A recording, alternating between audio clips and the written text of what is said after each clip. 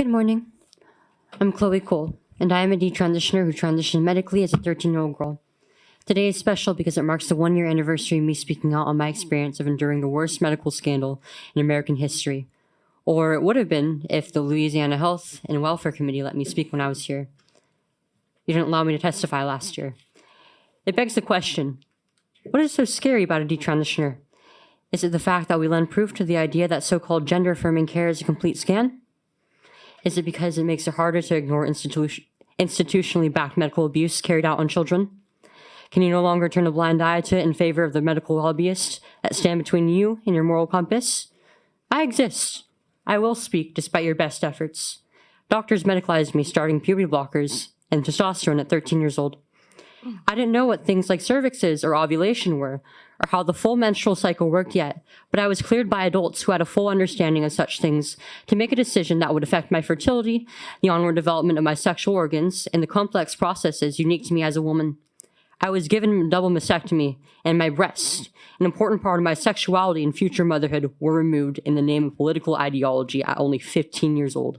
And when I went to my surgeon to get help for my complications, like fluid leaking out of my areolar grafts, I got dismissed in a Zoom call with advice that gave me a skin infection. Try to ignore that. You can't. When you attempt to ignore that, you're also ignoring the thousands of detransitioners I personally corresponded with. I am just the tip of the iceberg. You are so incredibly fortunate that there aren't dozens of us testifying in front of you today, but that will come soon if you keep ignoring this problem. You have a chance to act now. My parents were told by my doctors that there was no choice other than having a dead daughter or a living trans son. My parents' biggest mistake was trusting them. We all thought, up until recently, that we could trust our doctors. Thank you. We have a question, Representative Schlegel. I remember you coming last year. I think I spoke with you. You're very brave. I'm just wondering, because we're hearing this terminology of watchful approach. Was that ever an option that was given to you, or? No. It was never suggested to wait. In fact, I was fast-tracked into this, and as the patient, I was pretty much the one leading the course of my treatment rather than the other way around. Mm-hmm. And so your parents were told that about? Right. Yeah. Yeah, they weren't given any other option but to transition me. They were told that I knew exactly what I wanted at 13 years old, that children already know what gender they are from a young age. And so it was more likely that I would regret going through puberty. And were I not allowed to transition as I wanted to, it was very likely that I would commit suicide, even though I wasn't suicidal until I was actually on these treatments. Mm-hmm. Mm-hmm. And how old are you now?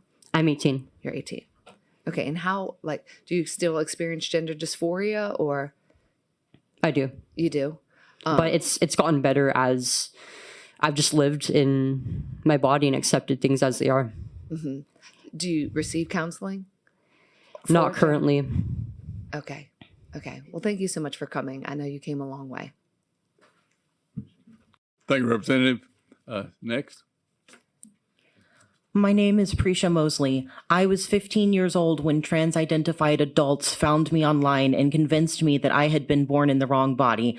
After a rape at 14 and multiple mental illnesses, including borderline personality disorder, this was easy to do. My hatred for myself and fear of re-victimization was exploited by the adults around me, who convinced me that I needed drugs and surgery to be myself. At 17, high doses of testosterone were injected into my anorexic body, and 1 year later, my healthy breasts were removed. Testosterone had severe and irreversible impacts that I will live with for the rest of my life. My large, painful shoulders match my overgrown heart, an increased risk for heart attack and stroke. My back and joints ache constantly. Even as I sit before you, it hurts to speak. I am suffering with severe vaginal atrophy, which prevents me from even using tampons. Large parts of my adult life were taken from me as a mentally ill teenager, and I mourn this loss every day. My trauma was never looked into, and my desire to hurt myself was supported by my doctors and the community around me. I was exploited in my most vulnerable time, and body parts were removed from me.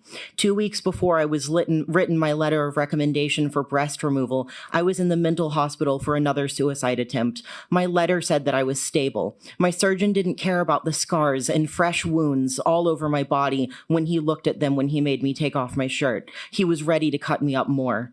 Now I live in a painful body that no longer belongs to me. The trans community tells you to kill your old self with a dead name and everything, and I did. The girl I was gone and has been replaced by a medical experiment. I support any bill that prevents someone else from suffering the harms of gender-affirming care.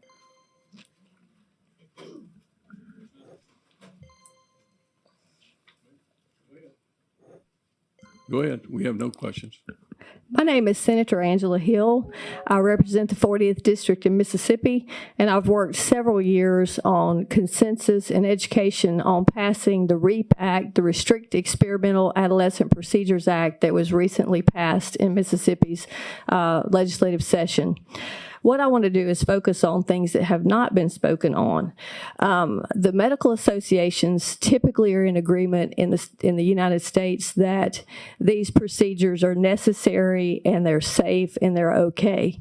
But what we need to concentrate on is what some of these physicians are saying behind the scenes when they don't know anybody is listening that might be in opposition. Recently at Vanderbilt Medical Center in Tennessee, their LGBT expert doctor was caught on tape talking about how financially beneficial these type surgeries are to the medical institutions. And when that video became widespread, that university did suspend those procedures, and the Tennessee legislature and the governor began investigating the clinic at Vanderbilt. Also, we recently had a whistleblower at Washington University Gender Clinic in St. Louis, a lady who was a case manager for 4 years, basically came out and became a whistleblower and talked about in her testimony to the AG in Missouri of how dangerous some of these procedures, these hormones, were to these children, and that she felt like they were being fast-tracked and not really given informed consent. And what really stuck out to me was the quote that she gave that many doctors she worked around had told her about the patients that they were treating. The quote was, "We're building the plane while we're flying it." And that was so concerning to me. No child should be on a plane. Thank you. Thank you, ma'am. Thank you, Senator, for your testimony. We do have questions for you. Representative Cock, you have a question? No, I have a question for the lady with the in the middle. So you were groomed. Am I concerned? Am I saying that right? Were you groomed by somebody? Absolutely. I wasn't using that word at first because I thought it was too polarizing, but what happened to me fits the very definition of grooming. I was online in anorexia communities, and transgender adults came in and told us that the reason we couldn't eat was because we were born in the wrong body. And how deep did that go into your spirit and soul?